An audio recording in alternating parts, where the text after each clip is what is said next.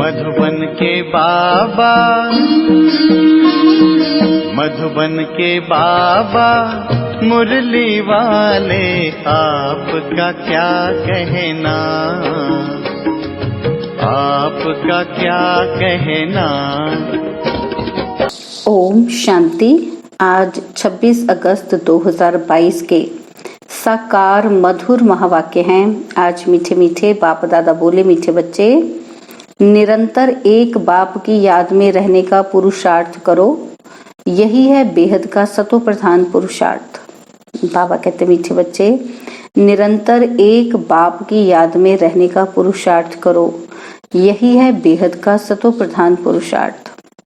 बाबा ने मुरली में प्रश्न पूछा कि तुम बच्चों को कौन सा संग करना है, कौन सा नहीं। और उत्तर में बाबा कहते जो ज्ञान की रूह रिहान करते हैं, सर्विसेबल हैं, उनका ही संग करो। बाकी जो झरमुई झगमुई करते हैं, फालतू बातें सुनाते हैं, उनके संग से दूर रहो।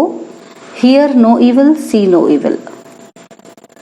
तो बाबा ने एक और प्रश्न पूछा कि गफलत करने से कौन से नुकसान होते हैं। गफलत माना लापरवाही। तो बाबा उत्तर में कहते जो गफलत में रहते हैं उनसे हर समय भूले होती रहती हैं, वह बाप का नाम बदनाम करते रहते हैं, उनसे सभी को नफरत आती है, वह गोल्डन एज में नहीं पहुंचते, फिर बहुत कड़ी सजा के भागी बनते हैं। मुरली का गीत है माता ओ माता तू सबकी भाग्य विधाता। ओम शांति। यह है माताओं की महिमा। तुम सब माताएं हो। भारत माता शक्ति अवतार ऐसे कहा जाता है क्योंकि अवतार एक का ही गाया जाता है। वह विश्व को पावन बनाने के लिए अवतार लेते हैं। अभी तुम बच्चों की बुद्धि में है कि परमपिता परमात्मा हमको पतित से पावन बनाने आए हैं। ब्रह्मा के तन में है।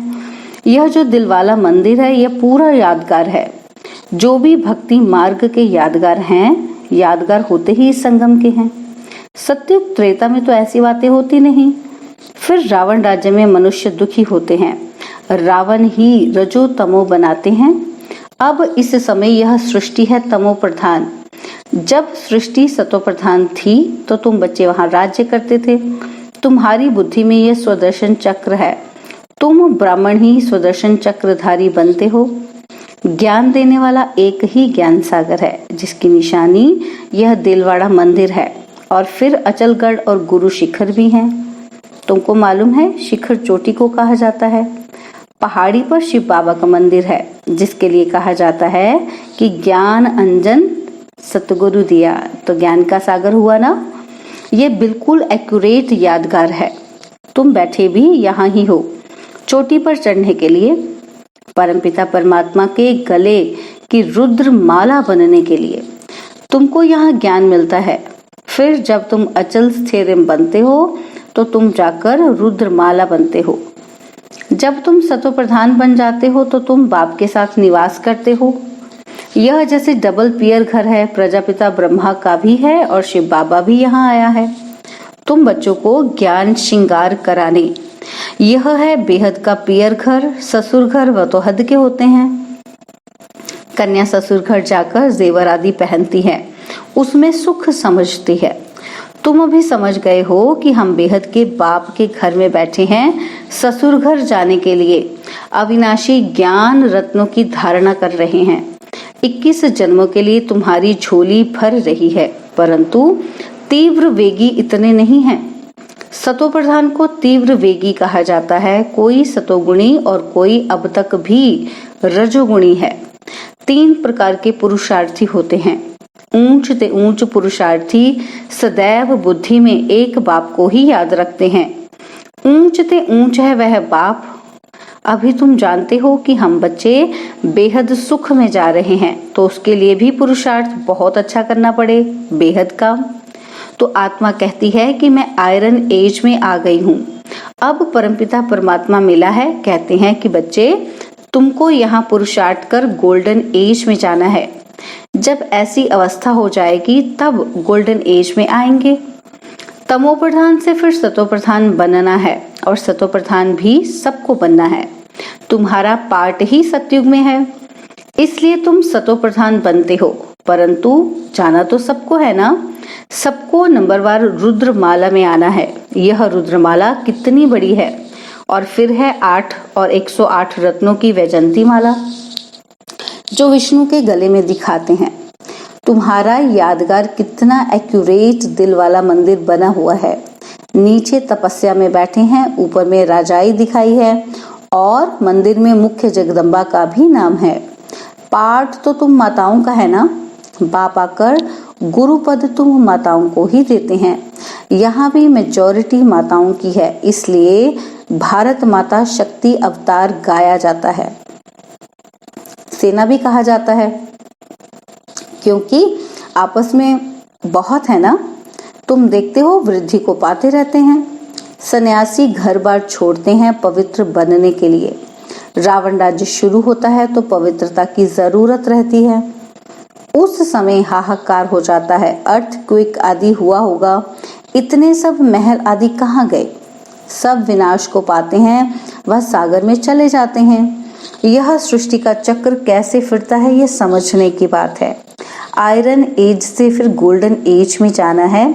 स्वर्ग है तुम्हारा बेहद का ससुर घर, जिसके लिए तुम पुरुषार्थ करते हो। पूरा ज्ञान हो, पूरा पुरुषार्थ करें तब खुशी का पारा चढ़े। अतीन्द्रिय सुख अंत का गाया हुआ है। पिछाड़ी में तुमको पता पड़ जाएगा कि किस किसने कितना पुरुषार्थ किया, क्या पद पाएंगे। पिछाड़ी में समझेंगे जब तक पुरुषार्थ कर गोल्डन एज तक पहुंच जाएंगे। जो नहीं पहुंचते हैं वह फिर सजा खाते हैं। अभी तो क़यामत का समय है, सबको हिसाब किताब चुकतू कर जाना है। बाबा कहते तुम चुकतू करते रहते हो ज्ञान और योग बल से। गाया भी जाता है, चढ़े तो चाखे बैकुंठ रस, क्योंकि विकार में गिर पड़ते हैं। कहते हैं ना, चढ़े तो चाखे बैकुंठ रस, नहीं तो चकना चूर। तो बाबा कहते चकना चूर क्यों होंगे? क्योंकि विकार में गिर पड़ते हैं। देह अभिमान में आने के बाद ही विकार में गिरते हैं, फिर चढ़ ना सके। चढ़ते हैं फिर गिरते हैं, टाइम तो लगता है ना। ऐसा हो नहीं सकता जो सीधा चलता जाए। थोड़ी भी अवस्था अच्छी होती है फिर देह अभिमान आ जाता है। महसूसता आती है कोई ग्रहचारी है। मनसा में तूफान बहुत आते हैं, चढ़ने में तो टाइम लगता है। बाबा रोज समझाते रहते हैं कि बच्चे पढ़ाई रोज पढ़ो, पॉइंट्स दिन प्रतिदिन बहुत मिलती रहती हैं। बाप और वर्षे को याद करो, यह नाटक पूरा होता है। हमको फिर से वर्षा लेना है। सतयुग में राजा रानी प्रजा सब होंगे। जैसे कर्म अथवा जो पुरुषार्थ करेंगे वैसा ही फल मिलेगा। लक्ष्मी नारायण से ही राज्य शुरू होगा। वह होता है विक्रमाजीत संवत। विक्रमों पर जीत पहनकर तुम अपना राज्य भाग्य लेते हो। नंबरवार पुरुषार्थ अनुसार पद पाएंगे। हर एक अपने पुरुषार्थ की रिजल्ट देखते चलो कि हम कितना पुरुषार्थ करते हैं। तमो प्रधान से सतो प्रधान में जाना है। आत्मा कहती है कि मुझे पुरुषार्थ करके सूर्यवंशी राजाई पानी है। हम तो पूरा पढ़कर बाप को पूरा याद करेंगे।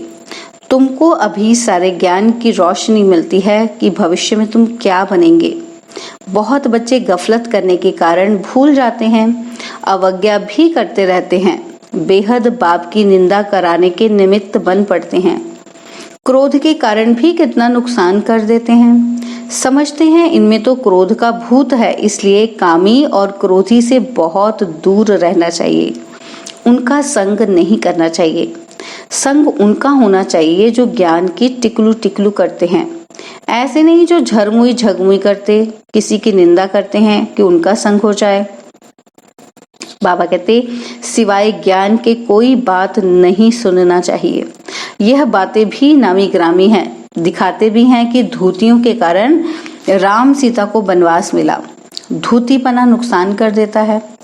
हियर नो इवल, उल्टी सुल्टी बातें करने वालों के संग में कभी नहीं फंसना, बहुत नुकसान कर देते हैं। बेहद के बाप से बुद्धि योग तुड़ा देते हैं। पूरा योग नहीं तो फेल हो चंद्रवंशी में चले जाते हैं। बाकी ऐसे नहीं कि राम राज्य में कोई रावण सीता को चुरा ले गया, नहीं, यह सब गिरावट की बातें हैं। द्वापर से लेकर पुकारते आते हैं क्योंकि गिरते हैं, तब तो भगवान को आना पड़ता है। अगर सदगति होती तो भगवान को आने की दरकार नहीं होती। सतयुग त्रेता में सदगति है, तो कोई भगवान को याद नहीं करते, कोई भुलाते ही नहीं। ड्रामा के राज को, चढ़ती कला उतरती कला को कोई जानते ही नहीं। बाप सन्मुख बैठ समझाते हैं, सारी दुनिया को तो पढ़ना नहीं है, पढ़ेंगे वही जो कल्प पहले पढ़े थे। बाप सावधान करते रहते हैं, इस पढ़ाई से तुम्हारी आत्मा को पता पड़ा है कि हम कितना ऊंच थे, अब गिरे हैं। बाप कहते हैं पतित से पावन बन गोल्डन एज में जाना है। याद के बल से एवर हेल्दी और ज्ञान के बल से एवर वेल्दी बनना है। पवित्रता का ऑर्डिनेंस निकाला है, पवित्र बनने से ही तुम अमर पद को पाते हो, तुम्हारा विनाश नहीं होता है। बाकी सब विनाश हो जाते हैं, हिसाब किताब चुकतू कर जाएंगे। शिव बाबा कहते हैं पवित्र बनेंगे तो पवित्र दुनिया का मालिक बनेंगे, नहीं तो फिर सजाएं खाकर जाएंगे। कितना बड़ा ऑर्डिनेंस है, तुम समझते हो बरोबर विनाश सामने खड़ा है, इसलिए हमको मजबूत हो जाना है। किस्म किस्म की पॉइंट्स बाबा सुनाते रहते हैं, सुननी चाहिए। अगर सुनेंगे नहीं तो माला में आ नहीं सकेंगे। माला में नंबरवार आने हैं, बाप से पूरा वर्षा लेना चाहिए। अच्छे स्टूडेंट्स अच्छी तरह पढ़ाई में लग जाते हैं। बाबा सेंटर का रजिस्टर भी मंगाते हैं। बाबा सबको खबरदार भी करते हैं, पढ़ना जरूर है, इसमें कोई कारण दे नहीं सकते। टाइम तो तुम बच्चों को बहुत है, 8 घंटा भी गवर्नमेंट की नौकरी करो, बाकी टाइम में मेहनत करनी है। ख्याल करना है कि सारे दिन में हम बाबा की सर्विस में कितना समय रहा, बाबा की याद में कितना समय रहा। कोई कोई बच्चों का चार्ट आता है, परंतु वह चार्ट जब सदैव के लिए रहे, ऐसे भी नहीं कि बाबा एक एक का बैठ देखेंगे।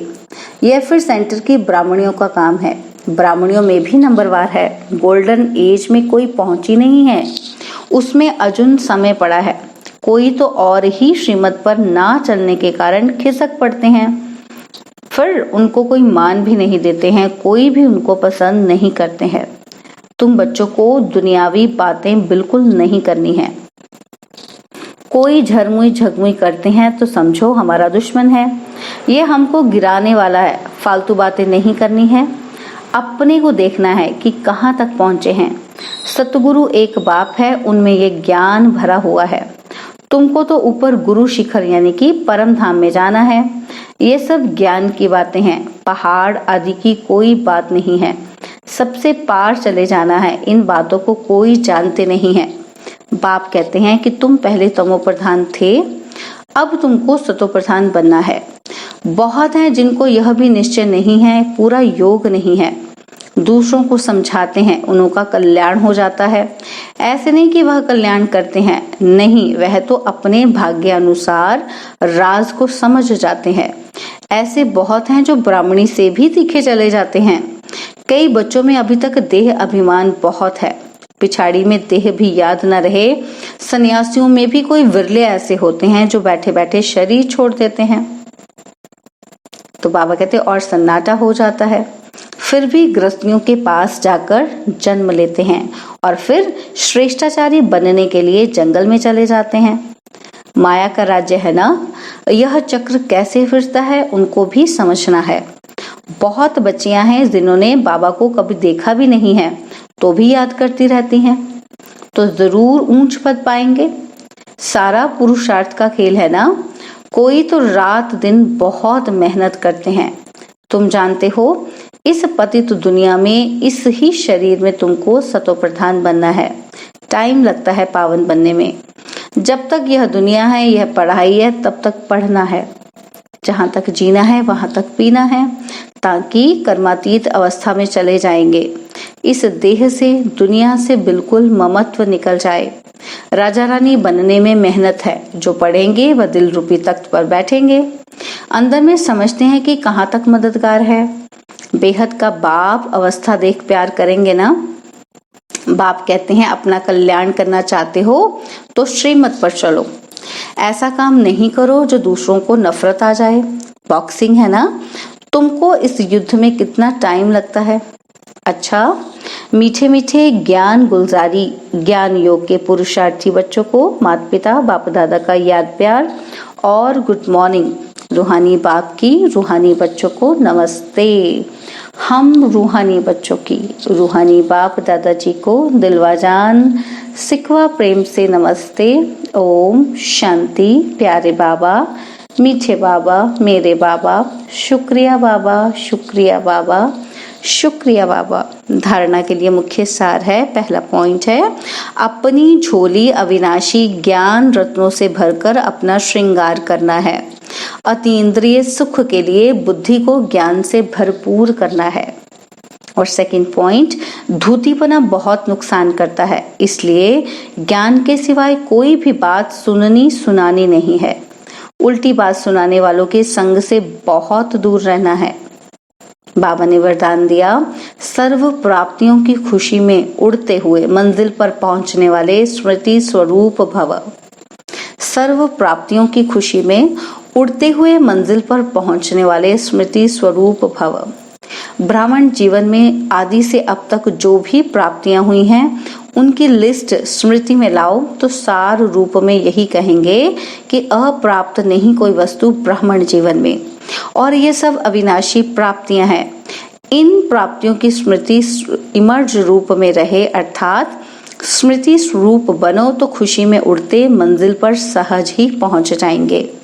प्राप्ति की खुशी कभी नीचे हलचल में नहीं लाएगी, क्योंकि संपन्नता अचल बनाती है। स्लोगन है, बिंदु स्वरूप की स्मृति में रहने के लिए ज्ञान, गुण और धारणा में सिंधु बनो। बिंदु स्वरूप की स्मृति में रहने के लिए ज्ञान, गुण और धारणा में सिंधु बनो। ओम शांति।